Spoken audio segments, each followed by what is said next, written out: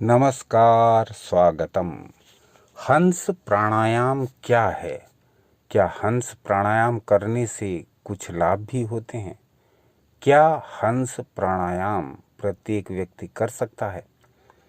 तो आज के इस अंक में हम प्रवचन रूप में इन सारे प्रश्नों का विस्तृत उत्तर पाने का प्रयास करेंगे, जिससे हम ये जान पाएं कि हंस प्राणायाम यदि हम करने लगें तो अपने शरीर की ऊर्जा का स्तर इस लेवल पर रख पाएंगे कि हम इस संसार के कार्यों को करने के अतिरिक्त हम जिस भी आध्यात्मिक क्षेत्र में कदम रख रहे हैं या जिस भी आध्यात्मिक स्तर को हम पाना चाहते हैं, चाहे वो जप के द्वारा हो, चाहे वो ध्यान के द्वारा हो, चाहे वो योग के द्वारा हो,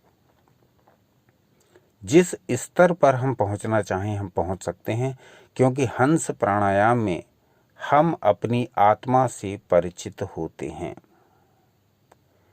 इसको हम अलग अलग भागों में बनाएंगे, जिससे कि आपके प्रश्नों के अनुसार हम इस हंस प्राणायाम को और आगे विस्तारित कर सकें और हम इसे सोहम के रूप में भी देख सकें, इसको हम ध्यान के रूप में भी देख सकें, इसकी प्रक्रिया को हम चरण दर चरण समझ सकें।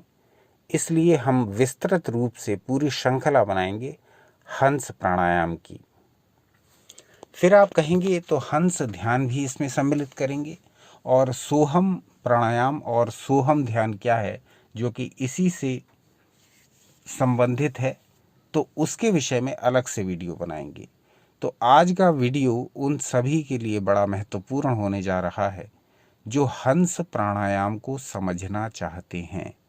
हंस प्राणायाम है क्या, और हंस प्राणायाम के बारे में बहुत कम जानकारी क्यों है, और हंस प्राणायाम का अभ्यास बहुत कम लोग क्यों करते हैं, क्यों ये योगियों, क्यों ये तांत्रिकों, क्यों ये अध्यात्मवादियों तक ही सीमित है, क्यों इसका जनसामान्य में प्रचलन नहीं, प्रयोग नहीं और उसके परिणाम नहीं प्राप्त हो पा रहे हैं। कारण कि हमने हंस प्राणायाम को शास्त्रोक्त विधि से सीखा ही नहीं, हमने हंस प्राणायाम को शास्त्रों के प्रकाश में देखा ही नहीं। इधर उधर से प्राप्त जानकारी के आधार पर हम अपने अपने स्तर से ही प्राणायाम करते आ रहे हैं या ध्यान करते आ रहे हैं, चाहे आप उसे हंस कहें चाहे सोहम कहें। सांसों की ये जो प्रक्रिया है, सांसों के लेने और छोड़ने की, ये समझनी आवश्यक है। यदि इसको हमने समझ लिया, यदि सांस के लेने और सांस के छोड़ने के सिस्टम को, प्रोसेस को यदि हम पूरी तरह समझ पाए, उस पर मनन किया और उस पर प्रयोग कर ले गए, तो कोई कारण नहीं कि न सिर्फ हम बहुत सारी शारीरिक, बहुत सारी मानसिक व्याधियों से अपने को दूर कर लेंगे, बल्कि हम अपनी ऊर्जा का स्तर दिन प्रतिदिन बढ़ाते चले जाएंगे। प्राणों का आयाम है प्राणायाम, प्राणों का विस्तार है प्राणायाम। प्राणों को समझना एक ऐसी आवश्यक शर्त है जिसके द्वारा इस जीवन के और इस जीवन के परे के सभी काम भी बहुत सुगम हो जाते हैं, बहुत सरल हो जाते हैं। कहने का अर्थ ये है कि प्राणायाम करने वाला अपने इस जीवन को तो शोक रहित, द्वंद्व रहित, दुख रहित कर ही लेता है, बल्कि अपने, यदि उसको पुनर्जन्म में विश्वास है, तो आने वाले जन्मों की भी तैयारी यहीं से प्रारंभ कर देता है, सुखद पुनर्जन्म की। या यदि वो मोक्ष में विश्वास रखता है, तो इस जीवन को छोड़ने के पश्चात वो परम पद की प्राप्ति की तैयारी भी यहीं से कर लेता है, जो है प्राणायाम। और ये प्राणायाम, ये तो हुई वो बातें जो परे हैं बुद्धि से, इंद्रियों से। लेकिन इसी संसार में भी यदि रहना है, इसी संसार में भी हल्के शरीर का, हल्के मन का और हर समय आनंद का अनुभव करना है, तो भी प्राणायाम चाहिए। प्राणायाम क्यों लोकप्रिय हो रहा है इस लॉजिकल संसार में, इस तर्कवादी संसार में, इस भौतिकवादी संसार में? कभी हमने इस बात पर विचार किया? प्राणायाम इसलिए लोकप्रिय हो रहा है क्योंकि इसके जो प्रत्यक्ष प्रभाव हैं वो प्राणायाम करने वालों को स्पष्ट रूप से अनुभव हो रहे हैं। आप 4 बात किसी को समझाना चाहेंगे, निशुल्क फ्री में कोई नहीं सीखेगा। वही प्राणायाम फीस दे दे करके, और अब तो यूट्यूब और एआई और इंटरनेट के अन्य प्लेटफॉर्म्स का ज़माना है, तो प्राणायाम तो सभी लोग जान जाते हैं, सीख जाते हैं और अपने अपने स्तर से कर भी लेते हैं। परंतु फिर भी कुछ ना कुछ ऐसा रह जाता है जो छूट सा जाता है। कारण कि प्राणायाम के नाम पर हम 4-5 तरह के प्राणायाम ही मुख्य रूप से जानते हैं और उन्हीं का प्रयोग भी करते हैं। जो सोशल मीडिया प्लेटफॉर्म्स हैं, जो चैट बॉट्स हैं, वहाँ भी हम मुख्यतः उन्हीं प्राणायामों का विवरण पाते हैं, देखते हैं, प्रयोग कर पाते हैं जो कि पॉपुलर हैं। अनुलोम विलोम हुआ, भस्त्रिका हुई, ओम का उच्चारण हुआ, भ्रामरी हुई, ये सब प्राणायाम के अंतर्गत आते हैं। और कुछ लोग तो कपालभाति को भी जबरदस्ती एक प्राणायाम बना चुके हैं, जबकि कपालभाति षटकर्म 6 शरीर के शुद्धि के कर्मों में आती है, तो उसको हम प्राणायाम में नहीं गिनेंगे, वो षटकर्मों में से एक कर्म है। प्राणायाम के नाम पर आपको बस यही कुछ, आपको यही कुछ प्राणायाम पता है, सूर्य भेदी प्राणायाम, चंद्र भेदी प्राणायाम, तरह तरह के इन्हीं के विभाग कर दिए गए हैं। अनुलोम विलोम प्राणायाम के, नाड़ी शोधन प्राणायाम बहुत पॉपुलर हैं, बहुत कॉमन हैं, इनके बारे में लगभग हम सभी को पता है और जो रुचि इनमें रखते हैं वो इसकी प्रैक्टिस करके इससे लाभ भी उठाते हैं। पर क्या कभी हम ये सोचने का, ये जानने का प्रयत्न भी करते हैं कि क्या इन प्राणायामों के अतिरिक्त भी और कोई प्राणायाम है? क्या हम उनको कभी खोजने का, ढूंढने का, उन पर मनन करने का प्रयत्न भी करते हैं? क्या उनकी प्रैक्टिस करने का प्रयास भी करते हैं कि इन प्राणायामों के अतिरिक्त भी कुछ अन्य प्राणायाम हो सकते हैं जो कि हमारे दैनिक जीवन में उपयोगी हो सकते हैं?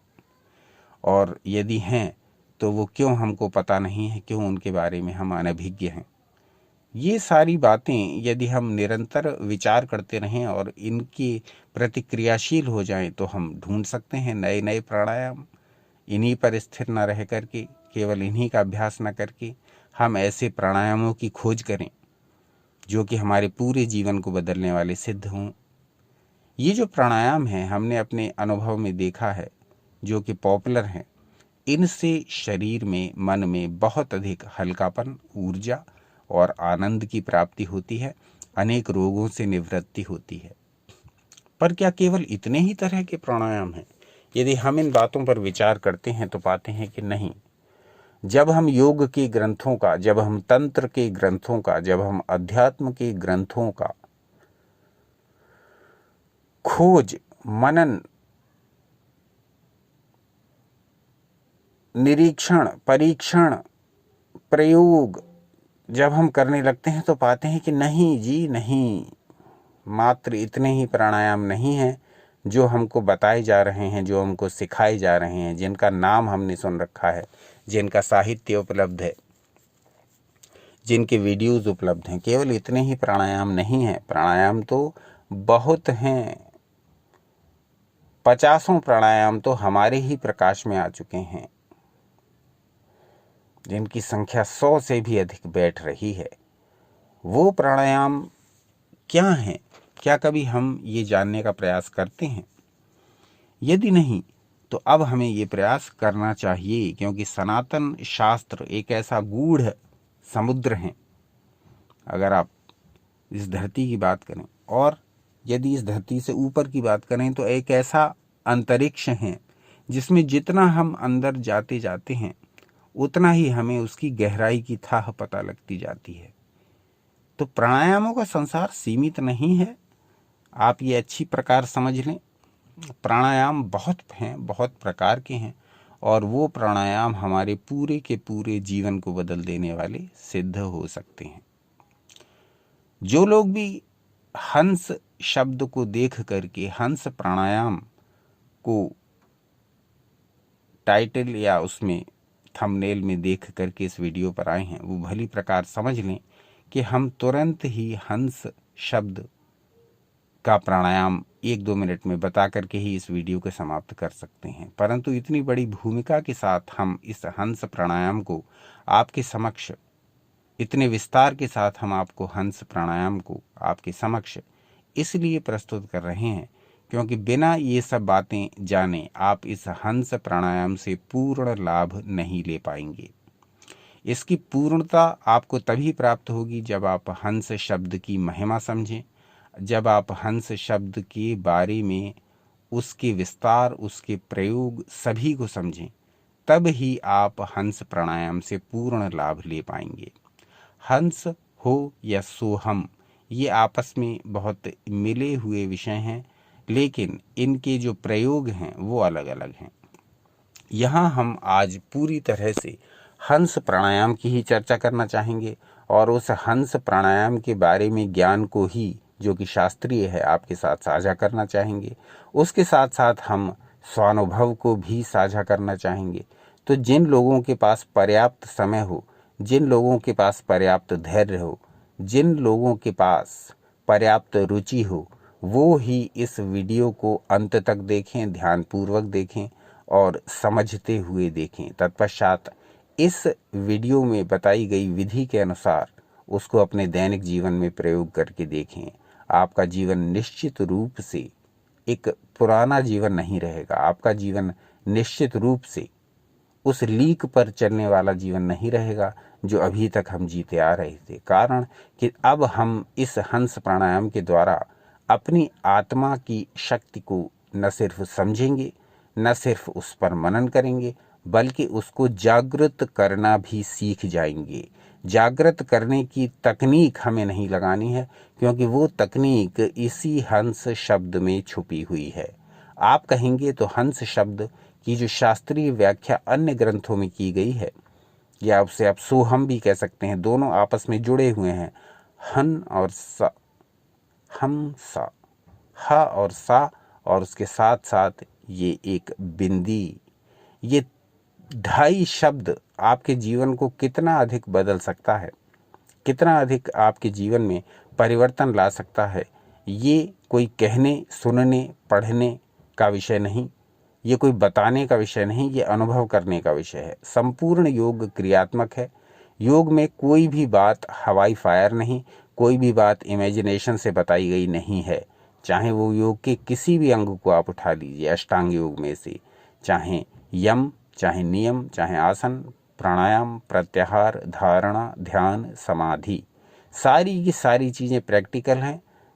सारी की सारी चीज़ें सीख करके किसी उचित व्यक्ति से या किसी उचित गुरु से सीख करके यदि आप अभ्यास करेंगे, प्रॉपरली विधि पूर्वक अभ्यास करेंगे, तो यम, नियम, आसन, प्राणायाम, प्रत्याहार, धारणा, ध्यान, समाधि में से जिसका भी आप अभ्यास करने जा रहे हैं वो निश्चित रूप से आपको फल देगी, बशर्ते आपका क्रियात्मक रूप उसको फलित करने का सही हो।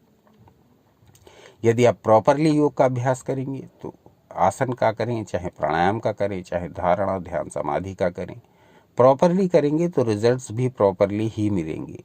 यदि उसको बेमन से, अनचाहे किसी दूसरे के द्वारा बताए हुए, किसी को इम्प्रेस करने के लिए या गलत सलत तरीके से योग को करेंगे तो योग क्या, दुनिया की कोई भी कला आपको लाभ नहीं देगी, क्योंकि उस कला में विधि पूर्वक आपको जुटना होता है।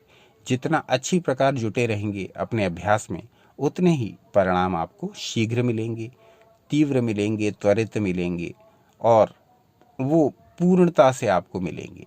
जिस आसन को करने से जो लाभ होगा, जिस प्राणायाम को करने से जो लाभ होगा, जिस ध्यान को करने से जो लाभ होगा, वो आपको निश्चित ही मिलेगा।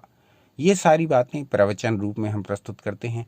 आप चाहें तो इसमें से थोथा निकाल दें, जैसे कबीरदास कहते हैं, सार सार को गह रहे थोथा देई उड़ाए।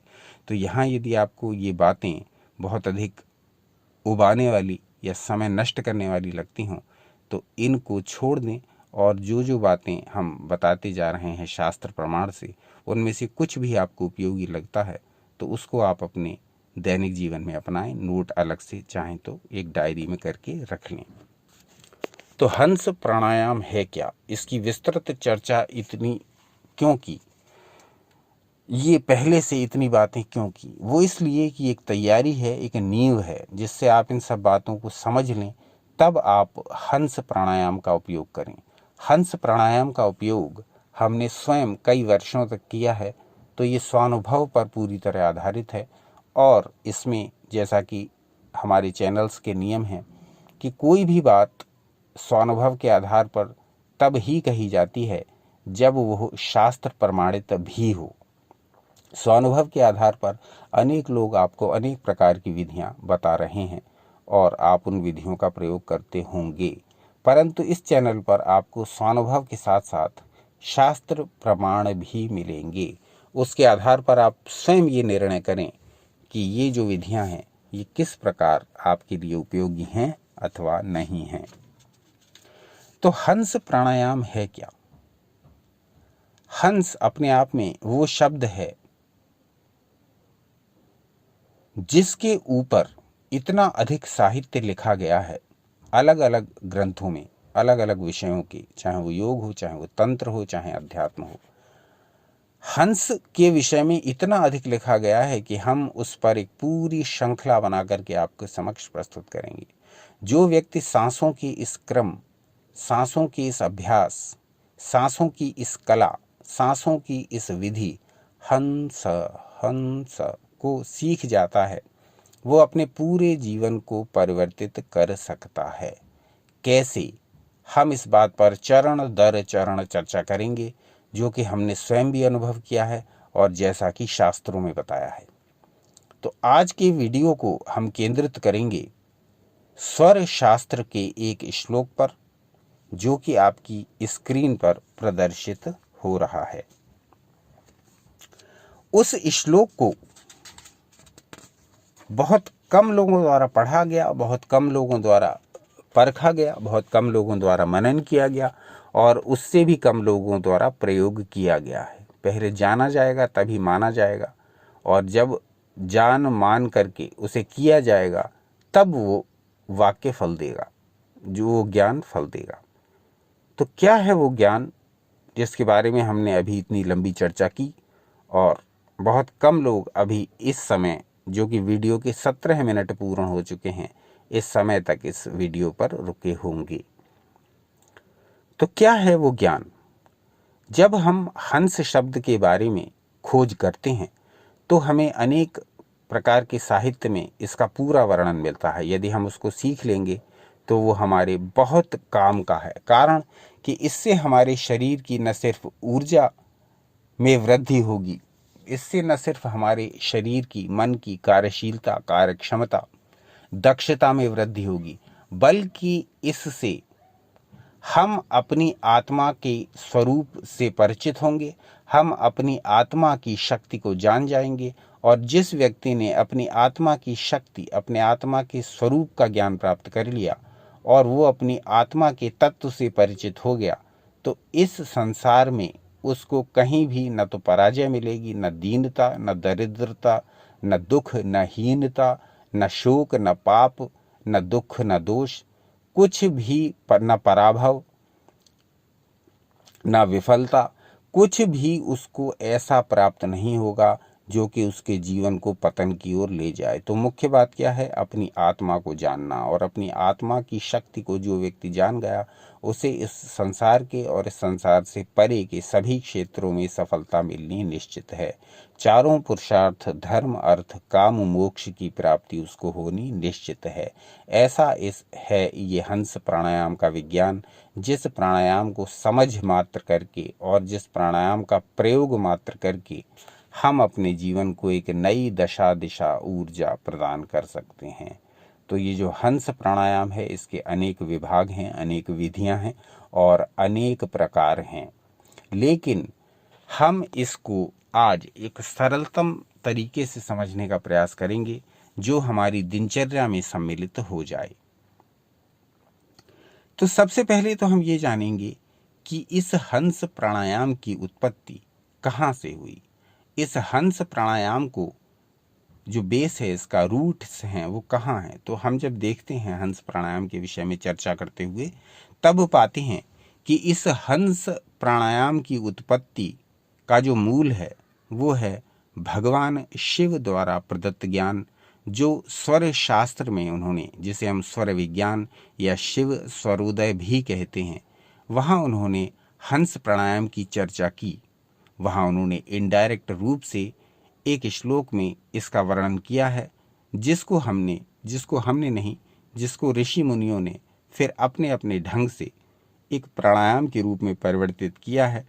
और वो प्राणायाम हमें निरंतर ऊर्जा, निरंतर आनंद, निरंतर अपने परम पद की प्राप्ति के प्रति भिज्ञ रखने वाला है। ऐसा कौन सा ज्ञान है, ऐसा कौन सा श्लोक है, आपकी स्क्रीन पर प्रदर्शित है। तो शिव स्वरोदय शास्त्र का जब हम श्लोक संख्या 10 का अवलोकन करते हैं, तब हमें क्या ज्ञात होता है।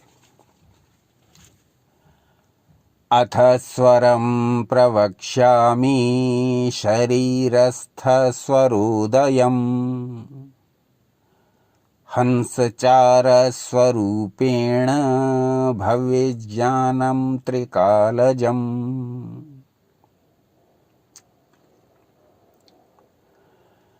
भगवान शिव कहते हैं माता पार्वती से, महादेवी से, क्या कहते हैं, अब शरीर में स्थित आकार आदि स्वरों के उच्चारण में कारण जो मुख्य स्वर हैं, उनको हम कहते हैं।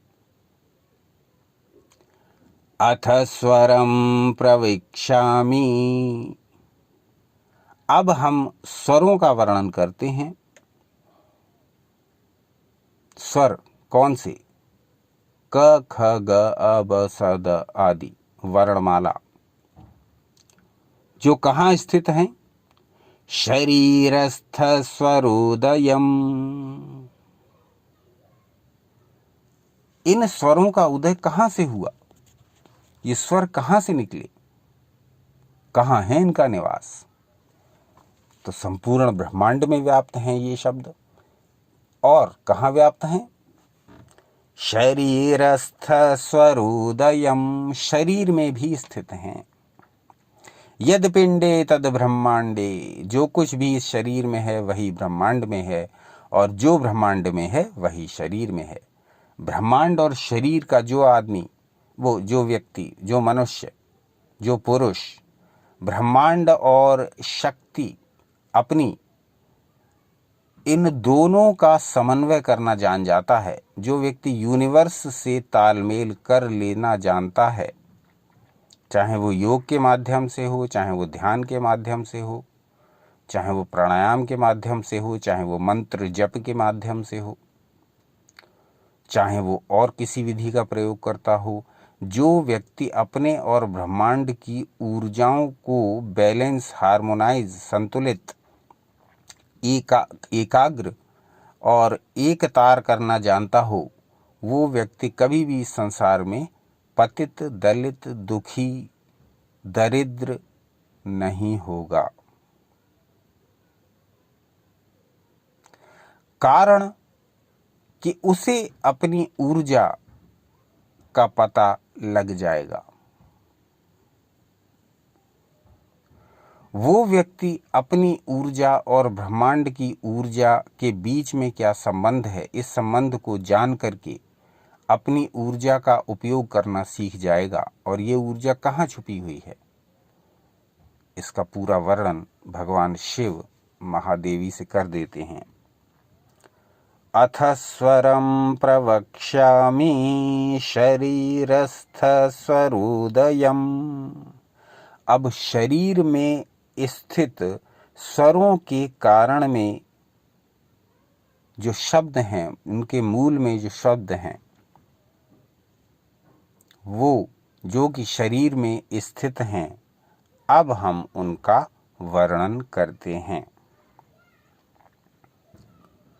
तो आप कहेंगे तो शरीर में स्थित ये जो वर्ण हैं, ये जो मात्र का वर्ण है, ये जो अ से क्ष पर्यंत जितने भी अक्षर हैं, उनका हमारे शरीर और ब्रह्मांड से क्या संबंध है? जो कि वो सब लोग जानते हैं, डायरेक्ट या इनडायरेक्ट रूप से, जो मंत्र जाप करते हैं, जो नाम जाप करते हैं, कि एक एक शब्द जब वो जपते हैं तो उनको कैसी ऊर्जा का अनुभव होता है। ये जो लंबे समय से बीज मंत्र या अन्य मंत्र या स्तोत्र या चालीसा या शतनाम या अष्टोत्तर शतनाम या सहस्त्र नाम पढ़ते आ रहे हैं, या वो मात्र किसी देवी या देवता का नाम जाप ही करते हैं, वो इस श्लोक से अच्छी तरह से परिचित होंगे कि ये हमारे शरीर के अंदर भी स्थित होते हैं अक्षर, और वो ब्रह्मांड में भी स्थित होते हैं। तो जब हम उनका जाप करते हैं तो ब्रह्मांड की जो ऊर्जा होती है और हमारी आत्मा की जो ऊर्जा होती है, इनमें इस प्रकार का समन्वय उत्पन्न होता है कि वो अक्षर ही, वो शब्द ही जिनको हम जप रहे हैं, वो हमको ऊर्जा प्रदान करने लगते हैं। किस व्यक्ति को किस प्रकार के मंत्रों से कैसी ऊर्जा मिलेगी, ये अलग प्रकार का विज्ञान है जो गुरु के मार्गदर्शन में सीखा जाता है। तो यहाँ हम चूंकि चर्चा कर रहे हैं हंस प्राणायाम की, तो हंस प्राणायाम के विषय में चर्चा करते हुए शिव स्वरोदय से श्लोक संख्या 10 को देख रहे हैं, जिसका आधा भाग हमने समझ लिया। आधे भाग से हमने क्या सीखा कि भगवान शिव महादेवी से कहते हैं कि अब हम शरीर में स्थित स्वरों के उच्चारण में जो कारण मुख्य स्वर हैं, उनको हम कहते हैं। आगे कहते हैं श्लोक के उत्तर भाग में,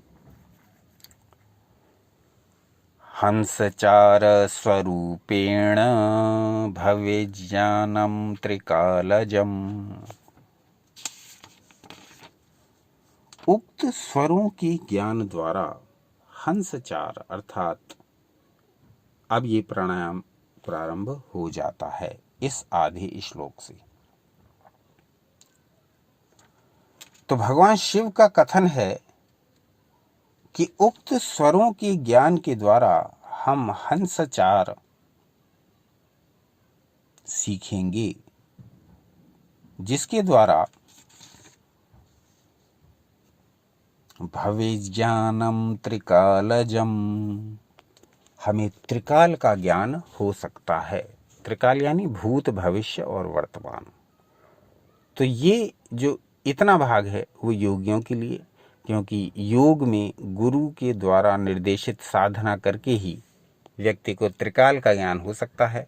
हम यहाँ सामान्य हंस प्राणायाम की चर्चा करेंगे, जिसमें हंस शब्द को कैसे हम अपने दैनिक जीवन में प्रयोग करके, अपनी दिनचर्या में उतार करके अपनी ऊर्जाओं को निरंतर बढ़ा सकते हैं।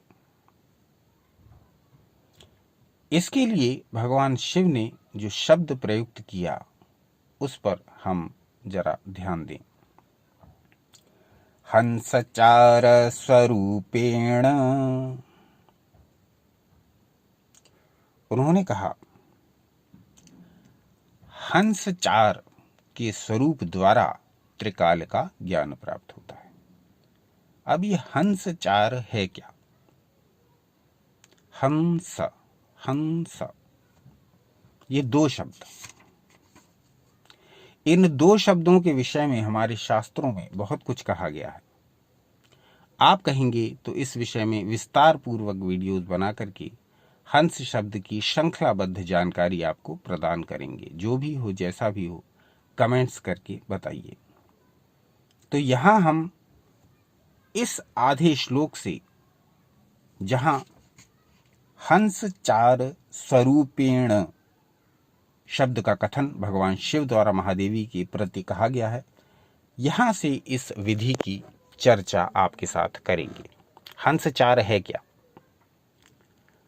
हंस चार ही वो शब्द है जिससे पूरा का पूरा हंस प्राणायाम बना है। हंस प्राणायाम जो आधारित है वो हमारी स्वयं की सांसों के आवागमन पर आधारित है। कैसे? हंसचार है क्या?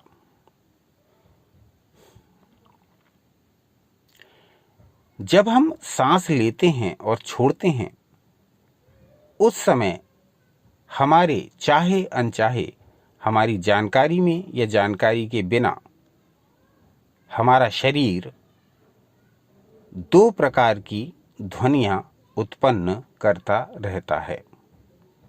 क्या है वो ध्वनियां? यही है आधार हंसचार प्राणायाम का। क्या है वो ध्वनियां?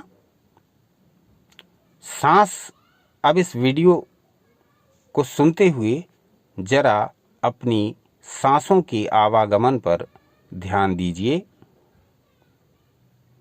साइलेंस रखेंगे, थोड़ा देखिए कि सांस कैसे आपके भीतर जा रही है और कैसे बाहर आ रही है। उसके बाद हम आगे की विधि बताएंगे। पहले थोड़ा सा अपनी सांसों के आवागमन को ऑब्जर्व करिए।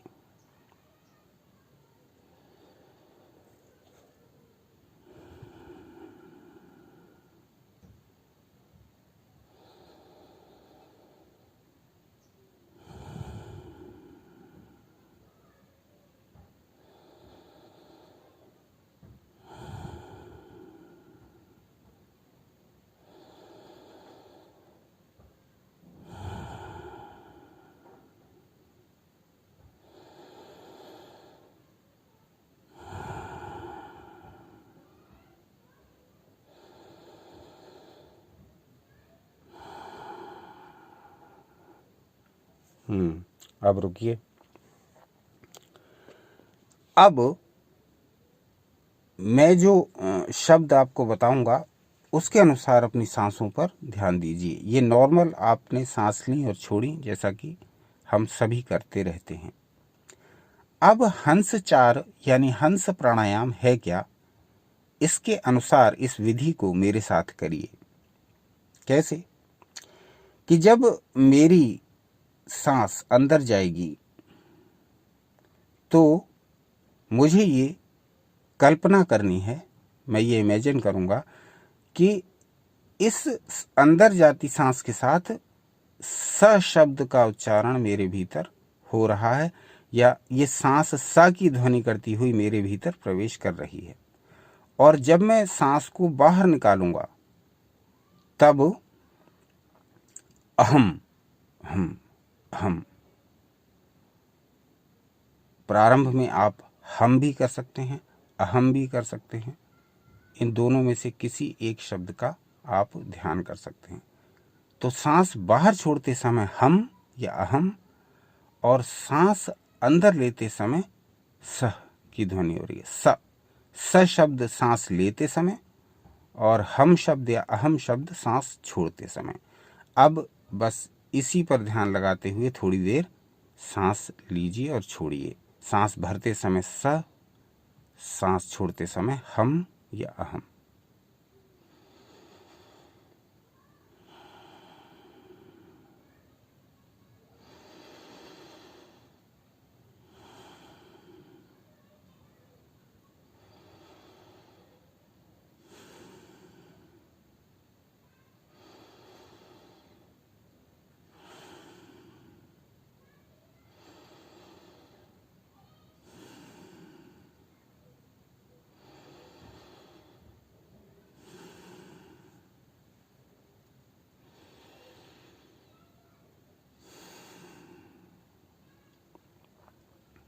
बस ये समझाने के लिए आपको प्रयोग हाथ के हाथ कराया।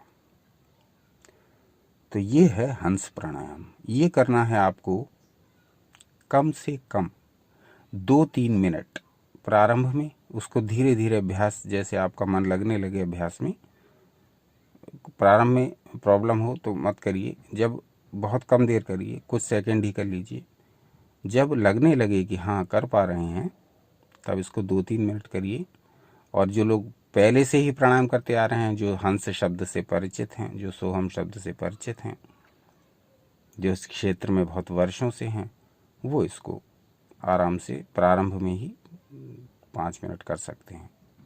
ये हुआ हंस प्राणायाम का पूरा विवरण, हंस प्राणायाम की पूरी विधि, पूरी प्रक्रिया, पूरा मेथड। अब इस प्राणायाम से जो लाभ होंगे उनके बारे में यदि बताने चले तो इस वीडियो का बहुत अधिक विस्तार हो जाएगा। इस हंस प्राणायाम की अलग अलग विधियां भी हैं, अलग अलग तकनीकें हैं, अलग अलग प्रयोग हैं, अलग अलग मुद्राएं हैं। तो उसी प्रकार से अलग अलग प्रकार के लाभ भी हैं। ये हंस प्राणायाम न सिर्फ आपको आध्यात्मिक स्तर पर ऊपर उठाएगा, बल्कि ये हंस प्राणायाम आपकी जो ऊर्जा है, आपकी जो ऊर्जाएं हैं अलग अलग प्रकार की, उनमें भी वृद्धि करेगा। ये हंस शब्द स्वतः ही हमारे भीतर प्रस्फुटित होता रहता है। चाहे हम इसे आध्यात्मिक दृष्टि से देखना चाहें, चाहे हम इसे सांसारिक दृष्टि से देखना चाहें, ये भीतर हमारे अंदर प्रस्फुटित होता ही है। इसके कुछ एग्जाम्पल्स, इसके कुछ उदाहरण आपके समक्ष रखा जा सकता है। एक व्यक्ति जो किसी बात के प्रति तीव्र रूप में इनकार करना चाहता है या अपनी नकारात्मक प्रतिक्रिया किसी विषय के प्रति देना चाहता है, तो वो क्या इस जेस्चर का या शब्द का प्रयोग नहीं करता? ध्यान दीजिए। स्वाभाविक रूप से न वो योग के बारे में जानता है, न तंत्र के बारे में, न हंस की महिमा जानता है शब्द की, न सोहम का भी उसने सुना है, न कभी स्वर शास्त्र पढ़ा है, न मात्रा का विज्ञान जानता है, न उसे अक्षरों की साइंस पता है, न वेद पढ़े हैं। लेकिन हम और स, हंस, ह और स, इनके बारे में वो प्रयोग कर रहा है न चाहते हुए भी। नकारात्मक प्रतिक्रिया दे रहा है, किसी व्यक्ति को करने के प्रति अनिच्छा जता रहा है, लेकिन वो प्रयोग इसी शब्द का कर रहा है। इस शब्द के बारे में उसे पता नहीं है। इसी प्रकार से काम क्रीड़ा के दौरान ये हुम शब्द, इसे ह या हुम कहिए, ये ह शब्द बार बार जब उच्छ्वास होती है काम क्रीड़ा के दौरान, सांस बाहर आती है, तो ये ह शब्द अलग अलग रूपों में स्वतः ही बाहर निकलता है। इसे निकालना नहीं पड़ता, ये स्वतः ही निकलता है। अंदर की ऊर्जा जो उस समय प्रस्फुटित हो रही है काम क्रीड़ा के दौरान, उस समय ये ह शब्द अलग अलग रूपों में बाहर आता है। ये स्वानुभव है, सांसारिक अनुभव है। उसी प्रकार से